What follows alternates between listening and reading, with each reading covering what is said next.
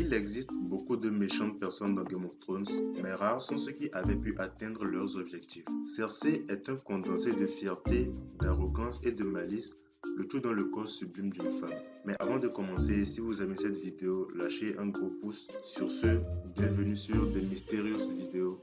Let's go!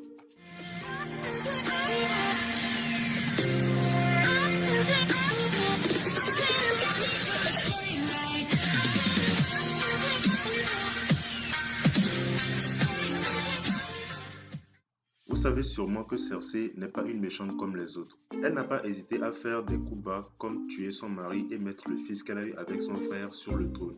Et oui, je parle de Joffrey. Malgré toutes les choses qui lui sont arrivées, notamment le fait de se faire lyncher, mise à nu publiquement, elle a su retomber sur ses pattes après avoir vécu des moments difficiles et reprendre le dessus sur le grand moineau. Et ça, ce n'est qu'un exemple d'un moment où elle a renversé la situation. Au lieu de s'habituer sur son sort, elle a pris les décisions qu'il fallait et a surmonté les obstacles qui se trouvaient devant elle. Cersei n'est pas comme ça par hasard. Les chiens ne faisant pas les chats, elle a accumulé de l'expérience chez son père, qui était un homme très puissant. Il représentait à lui tout seul toute la puissance des Lannister. C'est pour ça qu'à sa mort, plus rien n'allait, l'équilibre était brisé. Livrée à elle-même, elle a donc appris à déceler les forces et les faiblesses de ses ennemis, à les exploiter sans scrupule et à les battre sur leur propre terrain. Consciente de ses faiblesses, notamment physiques en tant que femme, elle n'a pas hésité à utiliser le frère de la montagne pour pallier à ce problème, quitte à le transformer en monstre. Elle aimait beaucoup ses enfants, mais n'a pas hésité à les utiliser pour arriver à ses fins. Pour diriger les 7 couronnes, elle a utilisé Joffrey et son petit frère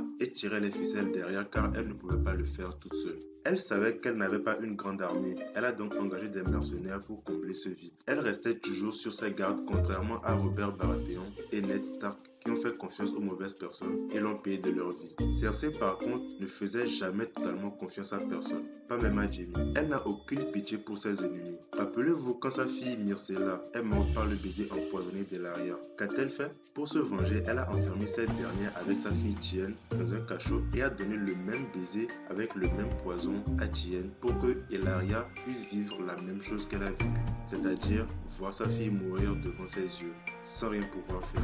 Mais ce n'est pas tout. Elle l'a laissé enfermer dans le cachot pour que cette dernière meure en voyant le cadavre de sa fille. Terrifiant, n'est-ce pas? Telle une dame vengeresse, pour elle c'est œil pour œil, dent pour dent.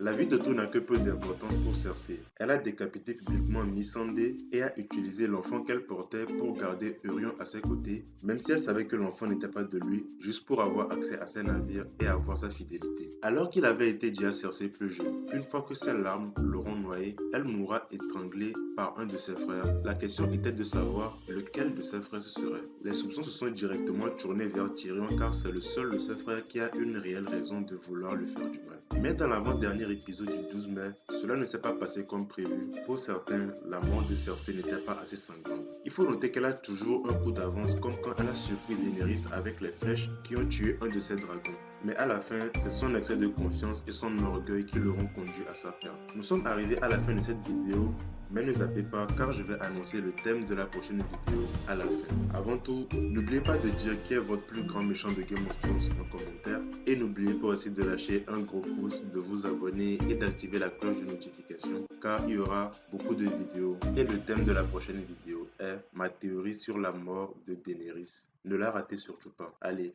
ciao!